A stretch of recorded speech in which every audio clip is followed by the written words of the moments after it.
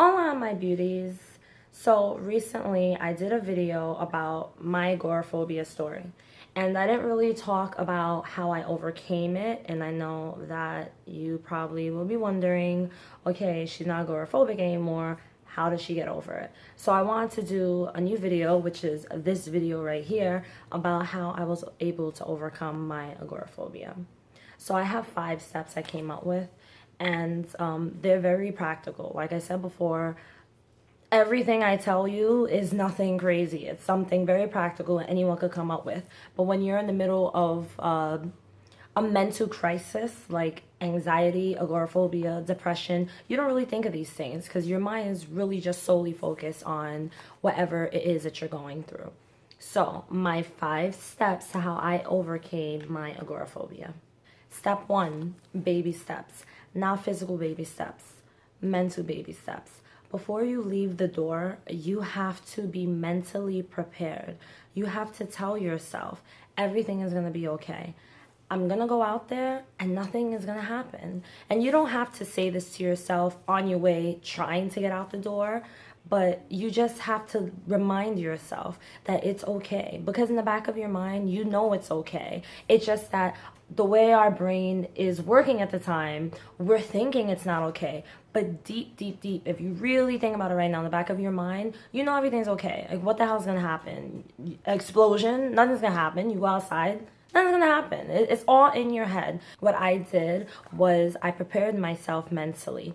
I kept telling myself over and over, nothing's gonna happen to me. I'm gonna be okay. I'm gonna go out there. Everything's gonna be fine. Some of you are probably more like me. You probably were not agoraphobic to the point where you're afraid to leave your house, but you probably were to the point where you're afraid to leave a certain amount of blocks past your house. That's the type of agoraphobic I was.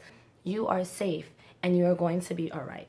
Step 2, baby steps. Again, but this time, physical baby steps. Now that you know that everything's gonna be all right, and day by day you continue to repeat to yourself over and over, I'm gonna be okay, I'm gonna be okay, everything is okay, nothing's gonna happen to me.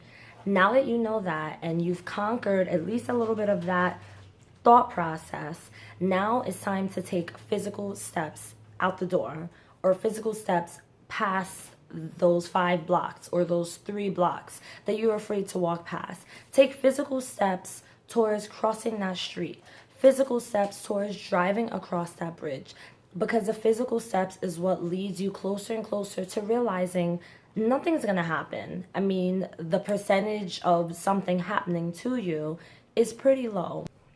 Next step that you take, this is a very important step.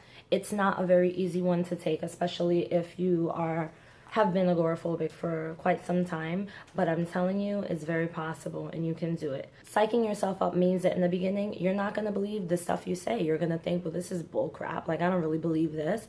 No, but you have to. You have to tell yourself things that to you it's a lie, but really it's the actual truth. In the middle of you being super duper anxious, you just tell yourself, oh my God, I'm having anxiety. My God, I'm having anxiety, but I'm okay. You're telling yourself this. You're telling yourself, I'm okay, and nothing is gonna happen. Overcoming agoraphobia is all about self-talk. It's all about psyching yourself up. So just give it a shot and try it.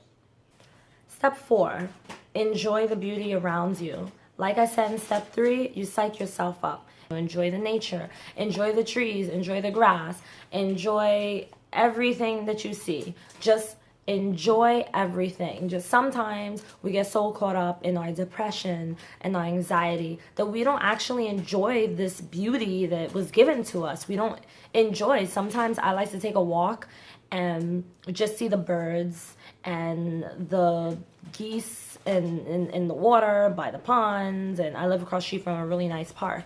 So I like to just enjoy the beauty that's around me. So when you start to really realize these things, it becomes easier and easier to put it into focus.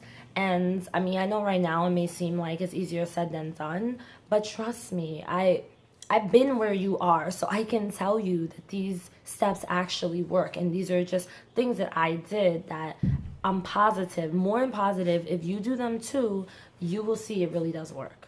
And for the very final step, realize the meaning of what you're going through right now. I'm not trying to say that there's a reason that you're going through what you're going through. I mean, I kind of have my little iffiness about that whole reason everything happens idea, but realize that what you're going through is not meant to be a setback. It's something that you can, it's something that's just gonna build you up. It's, if you allow it to, it's something that's gonna bring out your character. It's gonna shape you into something else. It's gonna open doors you never know. So share your story. Share your story with other people. Share what you've gone through or what you're currently going through. Sharing your story doesn't have to mean that it's something you're sharing that used to happen a long time ago. It could be something that you're going through right now. Like for me, I'll tell you something I'm going through, which in a future video I do plan on sharing. I still deal with certain anxieties of fear of my future, and so that's something I will currently share because I'm currently going through it. The more that you share it, you never know who's out there going through what you're going through, and just makes it just a little bit more easier day by day to know that there are other people out there going through what you're going through. There are other people out there who are experiencing what you're experiencing, so don't feel like you're the only one, because you're not. So those are my 5 steps to overcoming agoraphobia. You've been waiting so long, I'm here to answer your call. I know that I shouldn't have had you waiting at all. I've been so busy, but I've been thinking